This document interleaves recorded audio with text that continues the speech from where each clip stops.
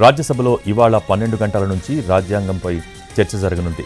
మొదటగా చర్చను కేంద్ర హోంమంత్రి అమిత్ షా ప్రారంభిస్తారని తెలుస్తోంది.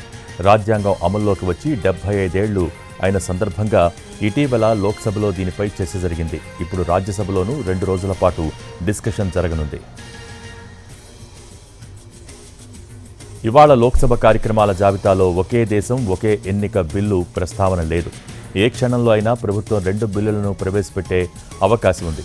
ఒకటి 129వ రాజ్యాంగ సవరణ బిల్లు కాగా మరొకటి 1963లో చేసిన కేంద్రపాలిత ప్రాంతాల చట్ట సవరణ బిల్లు.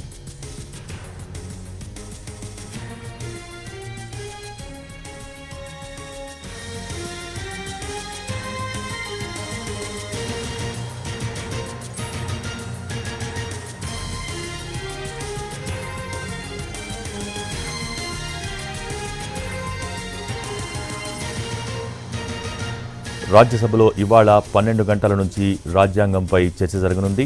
మొదటగా చర్చను కేంద్ర హోంమంత్రి అమిత్ షా ప్రారంభిస్తారని తెలుస్తోంది. రాజ్యాంగం అమల్లోకి వచ్చి 75 ఏళ్లు వచ్చిన సందర్భంగా ఇటీవల లోక్సభలో దీనిపై చర్చ జరిగింది. ఇప్పుడు రాజ్యసభలోనూ 2 రోజుల పాటు డిస్కషన్ జరగనుంది.